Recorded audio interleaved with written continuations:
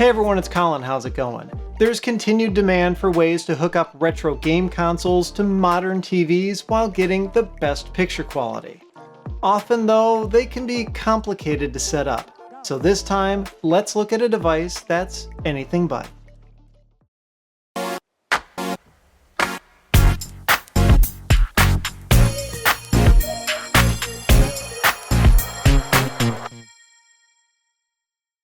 I made a video about an option for the Nintendo 64 back in 2018, and while it works very well, it also takes a lot of time and skill to install. And that's where this comes into play. It's the Super 64 from EON, who kindly sent one my way to check out. Its intent is to give high-quality HDMI output to the N64 with no modding skill required.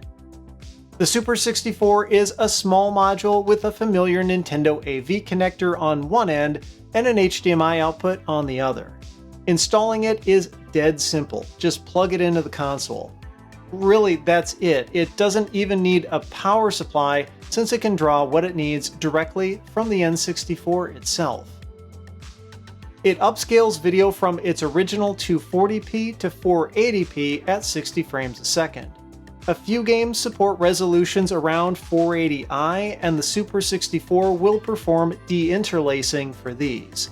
It relies on the console's S-video output for its signal, and while that's still analog, it provides a solid improvement in quality over a standard composite connection. The image is overall brighter and colors are more vibrant. Detail is a bit improved too, but the reduction in noise is what really jumped out at me. The image from the Super 64 is simply a lot cleaner than what you'd get over composite. I was also surprised by how well it held up against video from the Ultra HDMI, which takes its video signal digitally from the N64's graphics chip.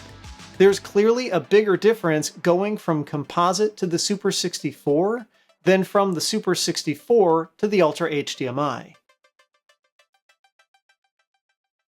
And the audio is great too. It's in stereo and sounds just as clear as what you'd get over an analog connection.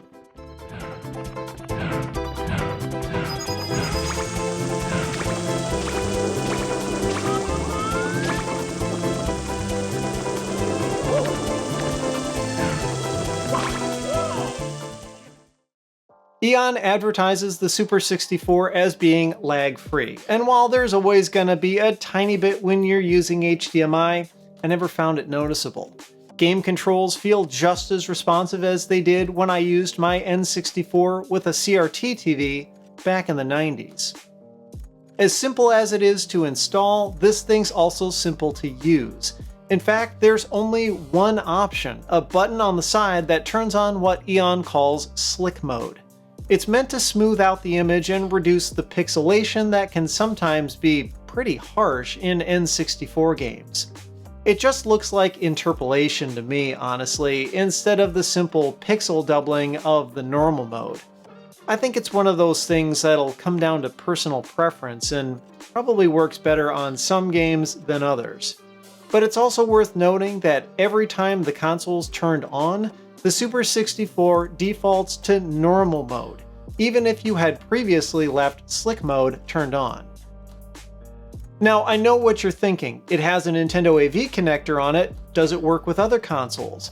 And the answer is, well, kinda. Electrically, it works with the Super NES and Super Famicom, but you can't plug it in directly because the case interferes. Sure, you could modify either the console or the Super 64 to make it fit, but that kinda defeats the purpose of this being a plug-and-play device. The GameCube, though, that's different. The Super 64 plugs in just fine and works perfectly. It is just sorta hanging out the back. This foot molded into the case provides some support when it's connected to an N64. But it does offer the same improvement in picture quality, at least on the games I tried. A great example of this is the splash screen for Super Mario Sunshine. The video noise is dramatically reduced, but EON itself sells an adapter specific to the GameCube that takes advantage of its digital output port. And that kind of gets us into the practicality and value aspect of the Super 64. Knowing that it's limited to S-video input, I think it does offer very good HDMI output. You end up with a level of quality that would otherwise be complicated to get, especially since most high-def TVs have long since dropped S-video input jacks. It's great that there's no AC adapter needed, and of course the fact that it's plug and play will no doubt make those with minimal modding skills very happy. But it's also a bummer that there aren't more features like a casing compatible with the Super NES, or other video options like artificial scan lines or internal scaling to resolutions higher than 480p, since not all TVs do scaling well on their own. And while it works with NTSC consoles, a PAL version isn't available at the time this video went live. Put all this together, and I think it could prove to be a tough decision for some people. The Super 64 certainly works well and it's very convenient, but it goes for $150 US. Some people might find that hard to justify for use with just the N64. If you're into the GameCube too, then you could share this device between them and make your money go farther.